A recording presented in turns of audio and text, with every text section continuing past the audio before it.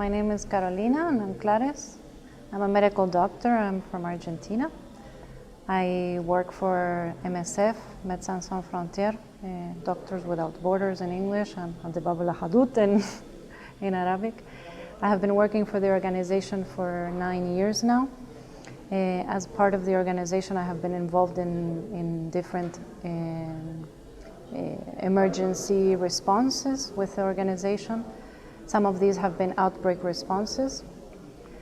Because of this experience and the fact that they are trying to prepare an emergency preparedness plan for Syria in terms of cholera, due to the fact that there is an ongoing cholera outbreak in a neighboring country, and the current situation in Syria, lack of or disruption of the health services, disruption of everything related to water, sanitation, and hygiene, which could eventually, in case of an imported case, could lead to an outbreak in Syria. The idea was to get prepared for this, and as part of this emergency preparedness plan, the idea is to perform trainings for the staff who could be involved in this outbreak response.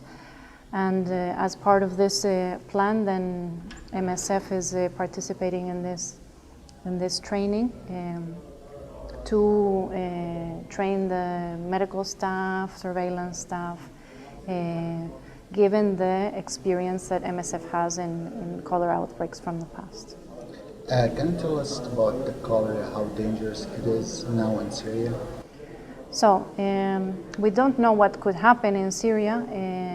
All we know at the moment is that there is cholera in a neighboring country, and that all the conditions in Syria are met for having an outbreak if this were to be imported. It could happen, or maybe it never happens. Let's hope so. However, knowing that all of the services are disrupted because of the conflict makes the ground a potential ground for an outbreak. So the idea is to be prepared in case this happens. Okay, and this meeting now, it's about training about the cholera and the preparation of the cholera? Yeah, so the idea is that people in Syria are not quite used to dealing with cholera because it's not a common disease in this setting. So the idea is to give the tools, to give the knowledge, the information on when they should raise an alert for a potential cholera case, what to do in case they find a suspected case, how to manage these cases clinically to reduce the mortality, what to put in place to ensure a proper outbreak response.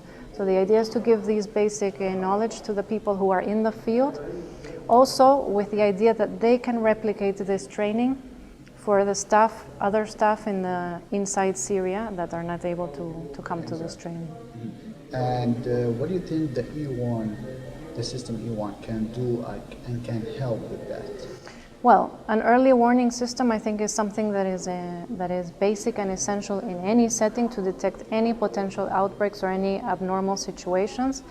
In a situation like the current situation in Syria, where all the services are disrupted and where potentially we could have many different outbreaks due to not only cholera because of disruption of water, hygiene and sanitation services, but a lack of vaccination. So many other potential outbreaks could arise because of the disruption, acute disruption of health services.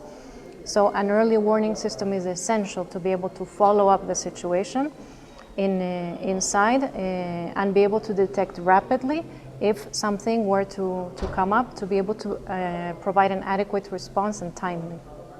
Thank you very much. You're welcome. Thank you.